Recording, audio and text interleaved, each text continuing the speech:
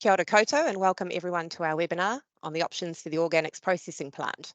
My name's Tessa Zant, I'm the Manager of Engagement at Christchurch City Council and I'll be hosting you for this webinar. Thank you for joining us online. Next slide. So the agenda today, first I will introduce the team, let you know how you can participate during the session. I'll then hand over to our presenters who will run through a bit of background on the plant, the odour issues, the options we're currently consulting on, and then I'll run you through the decision-making process at the end. Next slide. So today you'll be hearing from Lynette and David, who are our subject matter experts. We also have Aviva, who is helping with the slideshow and noting any questions as they come in. Your mics and cameras are switched off, and we will answer questions at the end of the presentation so that we can keep the session moving. So how to participate? You can ask questions on the Microsoft Teams chat, which is located on the top bar menu as a speech bubble, and you can ask questions throughout the session. If you're not able to use either of these, you can also email your questions to letstalk@ccc.govt.nz, and we'll be checking that inbox as we go. If you are hard of hearing or if you experience some sound issues and you can't follow what's being said, you can turn on the live captions. Just click on the three small dots above More at the top of your Teams screen and click Turn on Live Captions near the bottom of the drop-down list. One last thing from me, hopefully the banner came up to let you know that the session is being recorded. The recording will be shared on our YouTube channel in the next few days. You will receive a link via email, so I'll be getting in touch with all of you with that link, showing you how to access this recording, along with a copy of the PowerPoint slides and a written Q&A document. I'll now hand you over to Lynette.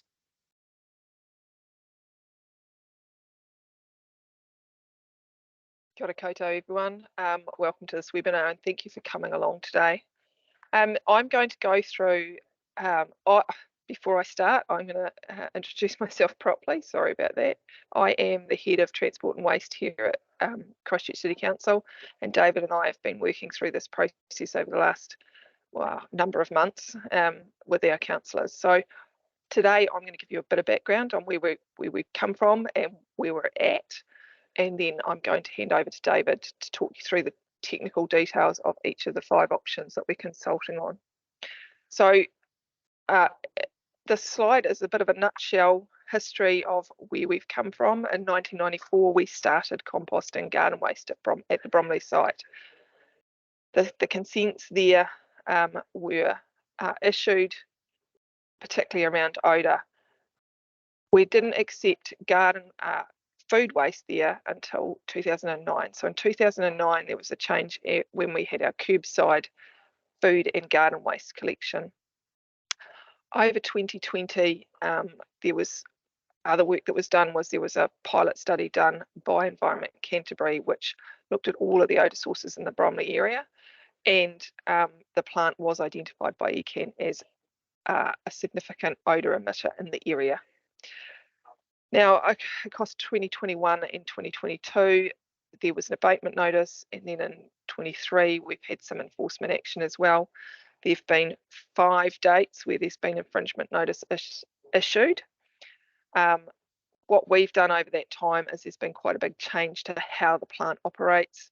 We've reduced the amount of tailings on site. We no longer have windrows and windrow maturation of the compost.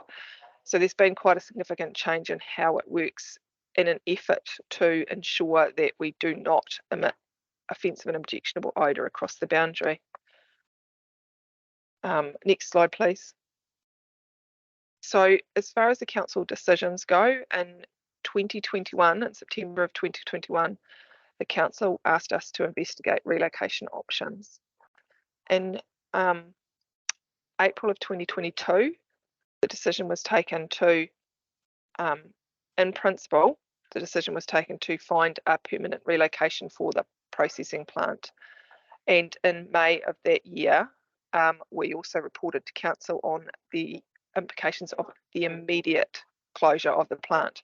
Council at that time chose to continue operating in the interim until a permanent solution is resolved. Now, in March of this year, the final stage of the procurement process for a permanent solution was approved by council, and that is ongoing at the moment. In June of this year, we were asked, staff were asked to go out and consult with the community on, and this is the consultation we're in today, on options. So it's with the community and with mana whenua on what we can do in the interim before that permanent solution is up and operative. Now, one point to note is that the permanent solution, the procurement of the permanent solution is underway, and that is going through its process. But what we can say is that none of those solutions involve using any council land. So they are all standalone solutions out there, but that's yet to be reported to council. Next slide, please.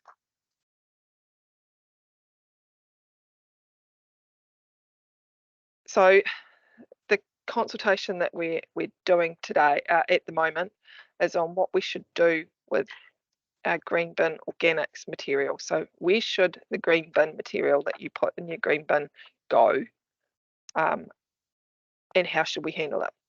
We've shortlisted to 5 options. 3 involve working at the existing site, but quite significantly differently. 1 is to Cape Valley and is sending it to landfill, and 1 is using alternative processing sites. There's no perfect option. No one solution answers all the problems that we have. So that's why we've put it out. It is a very complex piece of consultation. So that's why we're talking to you today as well, to try and help you understand all the different options that we've got out there. We do process approximately 60,000 tonnes of organics at the site every year. It's one of the biggest organics composting plants in the country. But as I said, we are going through a procurement process to shift from the site. It could take us between 3 and 5 years to get that new solution operative. So this is about what happens in the interim. Next slide, please. So we, as staff, we went through and looked at everything we could find. We had a long list of 23 different locations that we could send material or process the material. There were 20 different processing options, and we've shortlisted those down to 5. And what we did through this was try and assess each of these options against these 4 criteria of what is the risk that there is odour and odour impacts for the surrounding community, what are the costs of it and the effects and the impacts on rates, what are our greenhouse gas emission changes as a result of it, and how does it align with significant policies, both national and local policies that we have. So next slide, please. So this is the current operation. At this point, after this slide, I'm going to hand over to David to talk through the 5 options in the document. This is the current operation down at the Bromley site, and this is our against those 5 criteria. That's our assessment of how it rates. So there's a medium to high risk of continued odour. The cost of running it and the effect on rates each year. So this is our baseline effectively that we are assessing all of the other options against. So I will hand over to David at this point to take you through the 5 options.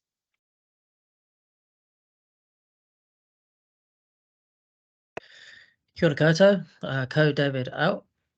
My name is Dave McCardle. I'm the contract supervisor for organics with Christchurch City Council and looking after the current operation in Bromley, the current organics processing plant. So following on from what Lynette has just talked about, I'm going to walk through the 5 shortlisted options that have been proposed in the consultation. Next slide, please. So the first option here is alternate processing. So the infographic takes you through that step-by-step process. A couple of key things to talk about here is, so we will collect the curbside organics as we currently do, process the material at a transfer station, and then send that to an alternative or several alternative composting plants. A key thing to note here is currently there are no facilities in the South Island that have the resource consent to process the material. Therefore, this would involve transporting the material to the North Island. And secondly, with the North Island processors we've identified previously, they can only accept at this stage 46,000 tonnes of the 55,000 tonnes we collect in Christchurch each year. Therefore, the balance, the remaining of that material, could A, be sent to landfill, Cape Valley, or B, processed at the existing facility. Next slide, please. So for each of these options, as Lynette has said, the different areas, we've assessed them, and also the current operation as a baseline for a comparison. So for this option, breaking down that odour risk is medium, and we've assessed that on the basis of that would still require some processing at the existing plant. Some processing of the existing plant, if we were to process that balance at the existing plant, and you can see in the brackets there, that would be lowered to nil odour risk once processing at the existing plant stops, and that means that all the material is sent to the North Island, or option B, the material sent to the North Island, the balance is sent to Cape Valley landfill. So we have two breakdowns of the cost there. We have a dollar figure and the effect on the rates as a percentage, and a dollar figure again. Timeline, as I say, there's no North Island processors that can currently take all of this material. Therefore, for the processors we've identified, for them to apply for variations to their resource consents is the basis of our implementation time of late 2025 at this stage.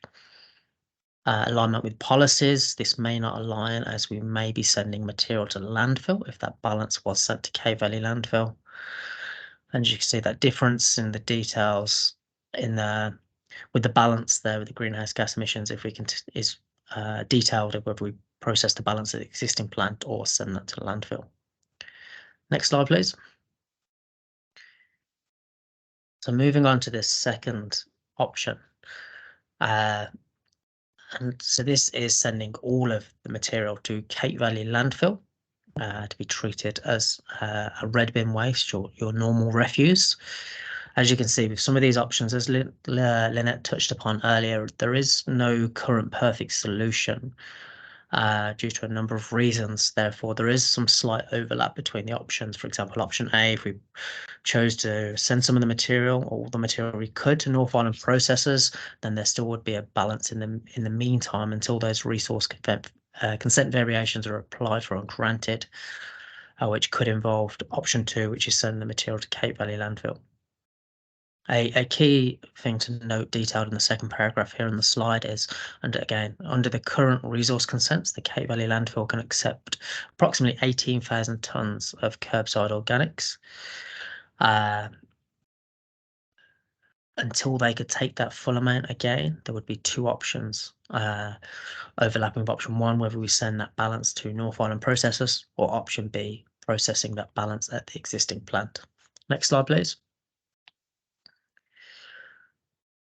So very similar in terms of odour risk as the first option, being medium, because until that full balance can be sent to Cape Valley landfill, there would require some processing on site if we were to process the balance of the existing plant.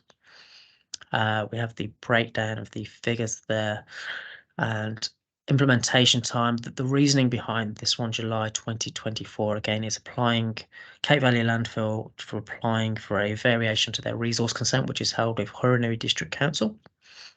And at this stage, this is the earliest we believe this could be completed. Two kind of key things about this option is the alignment with policies. It doesn't align that we would be sending organic waste directly to landfill. A lot of policies trying to have the opposite, divert organics away from landfill to be processed. And that's reflected in the bottom, as you can see, in the comparison with the greenhouse gas emissions. In the full consultation document, we have expressed these as a percentage compared against the existing baseline to help you understand those figures further. Next slide, please. So option 3 is a baseline, continuing operating at the existing plant.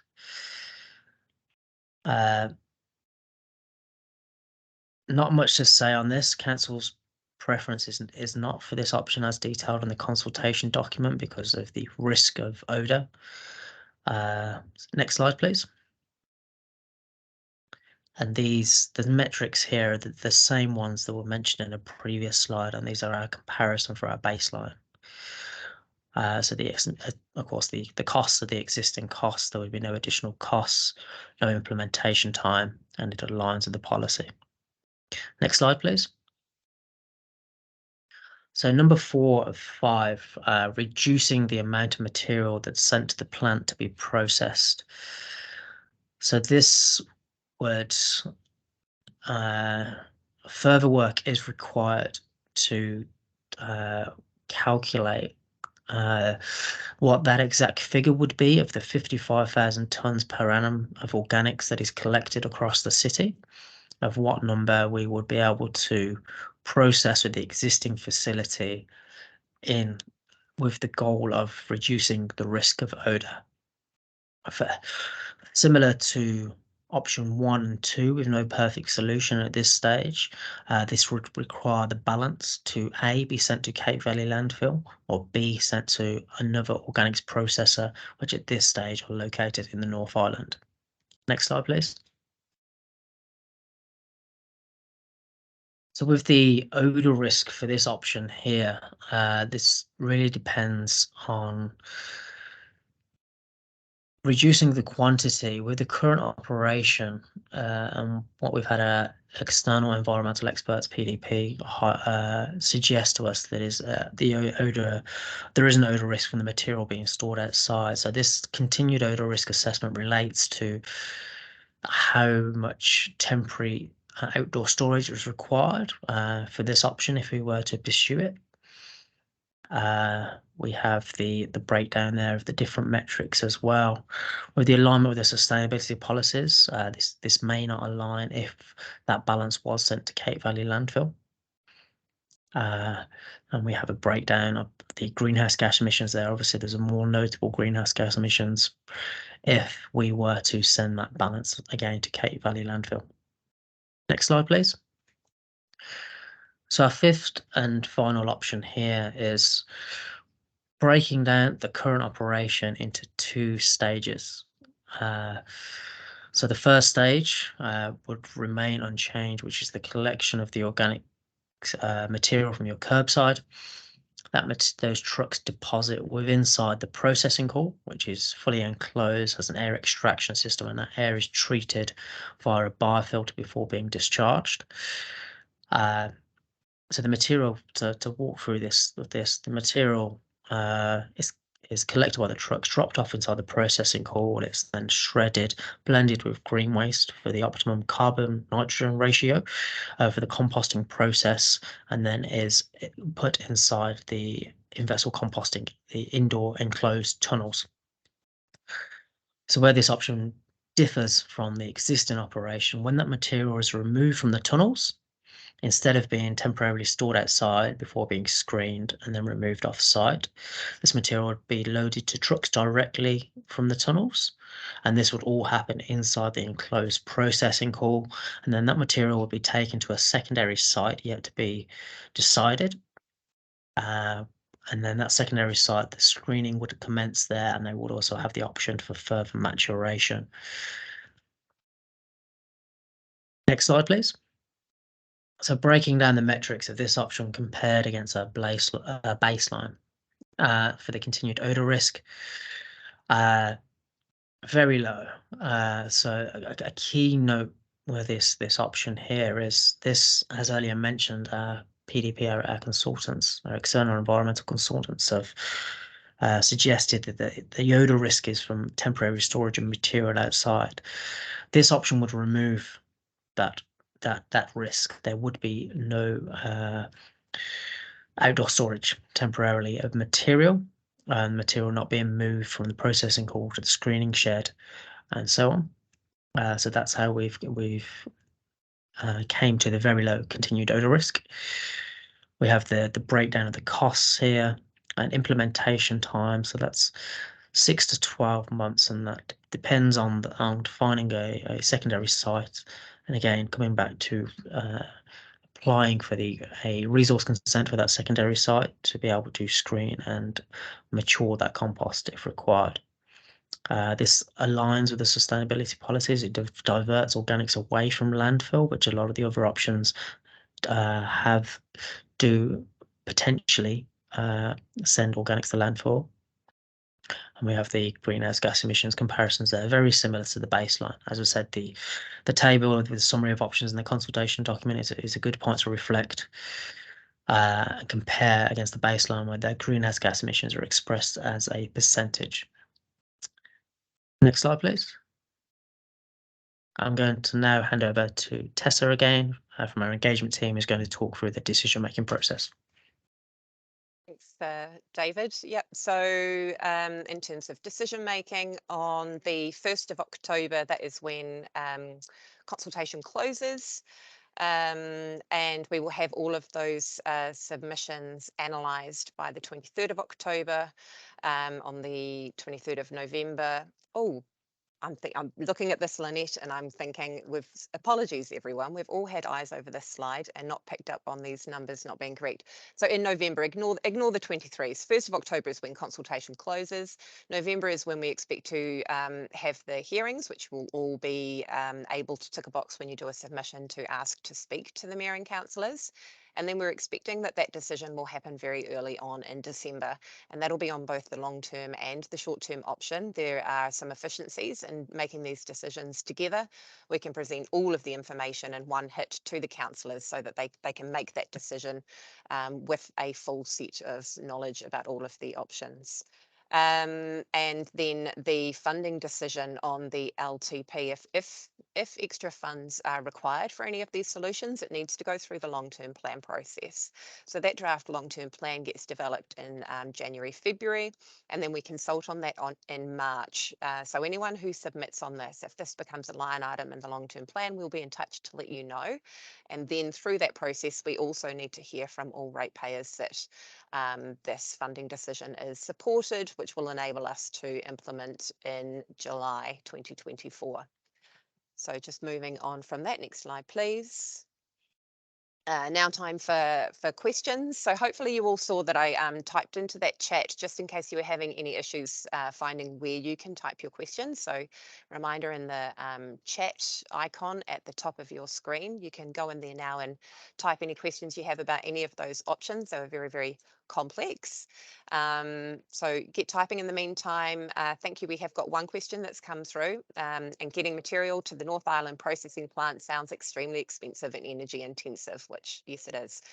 Also puts you at the mercy of shipping. Have you adequately factored in potential fuel price increases, RUC increases? Also, exactly where in the North Island are these processing plants? So either Lynette or David, are you able to answer that question? I'm happy to take that one. So yeah, that is a great question. So there's three organisations in the North Island we've identified at this stage. Minoki, which is worm farming. Ecogas uses anaerobic digestion, and then a third company is EnviroFert, who also use anaerobic digestion. So of course there'll be a cost and a greenhouse gas emissions impact if we were to send material to the North Island.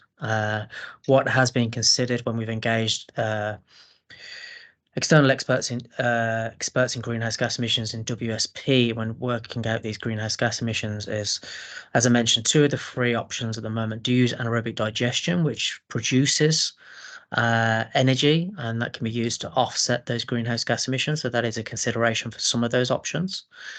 But yeah, that's where the conversation is at the moment. So we have considered those options and factored those into the cost and the greenhouse gas emissions and those figures that have gone into the consultation. But that is a good question and something that has been considered. Brilliant. Thank you, David. Can I add to that, Tessa? Sorry, I just add. Of course. Just to summarise really quickly for everyone, most of those providers are in the Central North Island, so they're in and around the Taupō area. The other thing is that we've done our best on the pricing for fuel. So the cost implications of, we did our best with what we had at the time.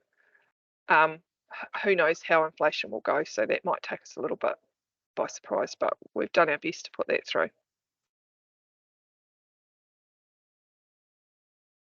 Oh, thank you. We've had another couple of questions come through just while you're talking there. Are there potential sites for off-site odour processing? So that's around option 5. So have we got any options lined up already? In short, yes. We do have a couple of options. At this stage, we can't disclose where they are. But yes, there are a couple of options that have been identified at this stage. Oh, they do all still need consenting.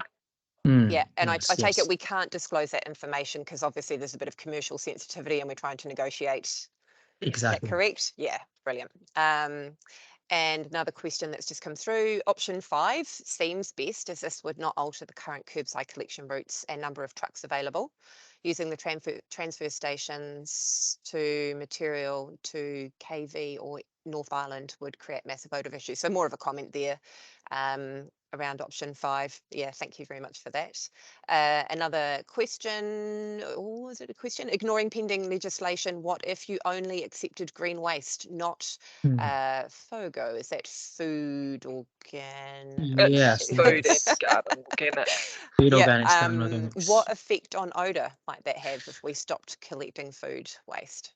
I'm happy to start this one, and Lynette, feel free to add anything you'd like. So another good question, and this is something that we considered when we were with our long list of options. The advice we received from our external environmental experts, PDP, was that due to the high nitrogen content, but also how much longer of garden organics, of particularly grass clippings, and how given the porosities, the capability to air travel through material, which is essential for the composting process.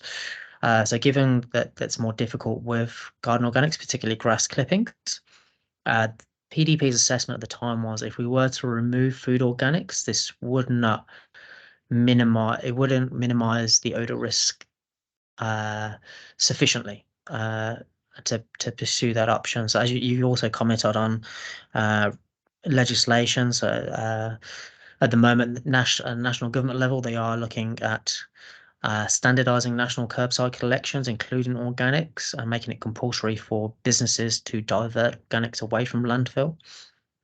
So these are some of the considerations at a national level that need to be taken into account as well. But kind of touching upon when we first rolled out this system, the free bin system and collecting organics for a green bin, there was a lot of research that went in, and the outcome of that research, there was a strong preference, and it was best for a number of reasons to collect food and garden organics together. But in short, yes, if we were to remove food organics, it wouldn't minimise the odour risk sufficiently enough. Therefore, that was not one of the options shortlisted for the consultation. Thanks for that, David. So we haven't had any more questions coming through in the chat. Just for those of you listening, to let you know that we've got obviously we have another webinar this evening. We will combine all of those questions from both of the webinars and create a document with a really thorough answer. So what you've heard from us today and possibly anything else that we want to add to that, a little bit more detail for you. So I will send that out to you by the end of the week, along with the recording of this session and the presentation, just in case you wanted that for reference. Oh, there's other questions in the queue. Oh, thank you very much, Sarah. I will pop over to Q&A. apparently there's a couple more questions in there. Oh, right, I see, thank you. So just very quickly, the commercial food waste removed a couple of years back made a big difference. So that's more of a comment from someone from the area. And have you analysed if particular plant material is causing the problem? For instance, grass in the green bin smells terrible within a few days. Normally, our home compost only smells if grass is put on it. Do we know if grass is a special culprit? Team? Yeah, as I kind of Yeah. touched upon there, that it's to do with the kind of the structure of grass limits the porosity for the air to travel through the composting process. So yeah, we are aware that grass does create some challenges in the composting process. Not to say that it can't be composted, and it's also about balancing that carbon and nitrogen content as well. But yeah, we are the garden city and very garden proud, and so we need our systems to be able to to process that material. Yeah. There's a comment in there why option 5 hasn't been trialled before now. And option 1, how do you think you could transport waste to the North Island when you can't get across a car across on the ferry when you need to? So yeah, that's about the Yeah. resilience of trying to get it to the North Island. I think we've talked And about the challenges of that already. yeah, definitely. Yeah. All right, so I'll just pop back into the chat. If everyone could just put any further questions in the chat rather than Q&A, so I'm having to jump between a couple of mediums at the moment. I guess the option 5, yeah, I'm happy to lead the way on this one. So, we, following receiving an abatement notice from ECAN, we did a transitional plan and significantly changed the operation on site. So last summer was our first summer through the peak season where we have higher throughput and also higher grass content, being spring summer. And so we're taking the learnings from that to now explore other options. So in short, that's how we've reached where we are today and why the option 5 hasn't been trialed before. We wanted to have one peak season with the transitional operation before we relocate to a new facility. And the second part of your question there, Vicky, for option 1, different transport options are being explored. Road, rail, sea, all options are being explored. Obviously, there's certain restrictions apply when you're transporting waste by sea, for example. But yeah, it's not to say we're just considering road at this stage. We are considering all options if we were to pursue that option. Anything from yourself to add from a transport perspective, Lynette? No, I think the only thing I'd add is that it is complex and it is difficult, and we've put all those challenges to the council and as part of what we're telling you here. Yeah. We've had another question about the food waste going into, why is this not put into the red bin? I think we've already covered that off. Yep. Surely mixing organics with grass clipping increases the risk of contamination of compost with apologies, Yes. clopyralid. I'm probably saying that very badly, making it unsuitable for home compost use. So yeah, that's a good question, Tim, and that's quite a regional issue for Canterbury. It's quite common in Canterbury, but as part of producing compost that meets the New Zealand composting standards and the Videction the VIR process, that the material under certain temperatures and requirements removes any pesticides like that, for example, and it's all tested by a third party. The material's taken off site, tested by a third party in Hills Laboratories to make sure that the material is compliant with the national standards. So there's one here about the odour plume, David, and yeah. I think there's quite a bit of information online about where so for the last 12 months, it's a bit over 12 months, isn't it, David, that we've had PDP testing regularly to, and they've got an area that they cover. So there's quite a bit of information online about the area that they cover around the industrial area and seascape gardens in that area. So it's probably easiest to look at some of the additional material if that's okay. And what we'll do is we'll put a link. Tessa, can we add a link to that material when we send out the answers online so that you can get it? Just a comment from Tim there, using tunnels for the initial processing, carting balance off-site has been done before. Okay. Yeah, We'll I've look been. into we'll look into Yeah, it for you, we'll look Tim. into And that. Yeah. lovely. And then a question for me around the consultation pamphlet not being delivered to businesses for them to comment. Will this be happening? So we reached out to the businesses closest to the organics processing plant, had a direct email from us when consultation opened. All of the local residents have had a pamphlet put into their post box. And what we did around the industrial area was all of the food outlets have got information and posters up on site with QR codes so that people can scan and go in. We're certainly welcoming feedback. We just also have a waste strategy and are interested in not delivering documents to places where we don't think they're going to get the best reach, but we certainly want to hear from absolutely everybody. And there's been a big marketing campaign behind this. So hopefully not too many people in the city are not aware that it's happening. And certainly the numbers of people who are taking part in the consultation and looking at the information online suggests that most people are aware of it. So any more questions quickly before we wrap up? Thank you for everyone for attending, taking out of your time out of your day to join us. If you have any feedback, we'll just go on to the next slide. If you have any feedback about the session itself, or if you have any questions, can we just get the next slide, please? You can contact the team, details on the slide in front of you now. So to provide feedback, you go to letstalk.ccc.govt.nz/organics.